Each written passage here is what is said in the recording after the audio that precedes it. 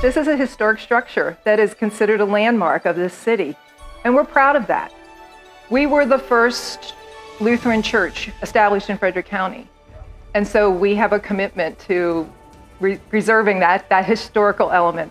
We first started as a church in northern Frederick County, but we came to town in 1746 and became a presence here in the town of Frederick.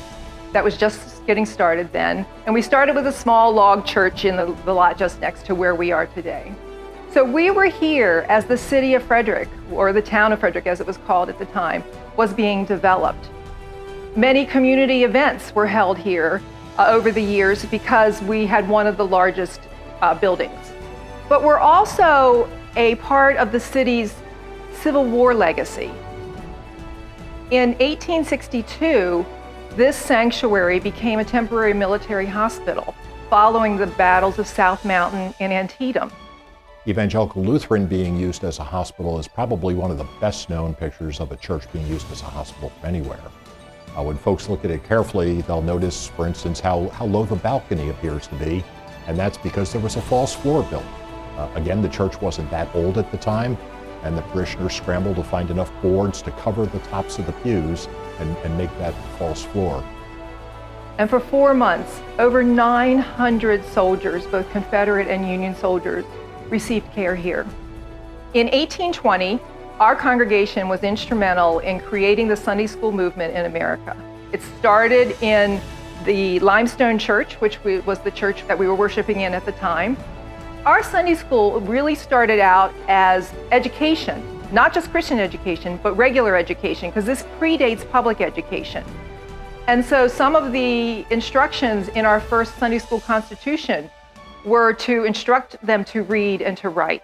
Eventually, we had so many students attending the school that they were running out of teachers. So they solved that by having this youth meet certain milestones, and then they became the teachers of the Sunday school as well.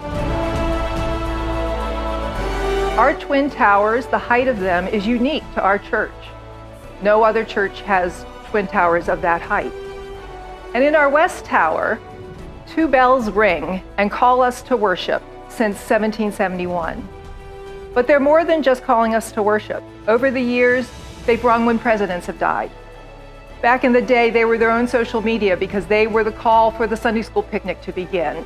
Our bells we purchased originally for the Limestone Church, which only had a single steeple. When we built this structure in the 1850s and went to raise the bells into the new steeple, oral history tells us that in order to get enough men to volunteer to help with that, we flipped one of the bells over and filled it with beer. German congregation, beer, bells. Over the years, this space has been a music venue for concerts, both of vocal groups and instrumentalists. Our magnificent organ is a prime example. We have renowned guest organists that come to play our organ, and it is one of the finest in this area. We've grown as the town has grown. This is the 3rd church that we've built here in town because we kept outgrowing them. I can't envision what the needs might be in 200 years, but I'm faithful that this congregation will still be around to meet those needs.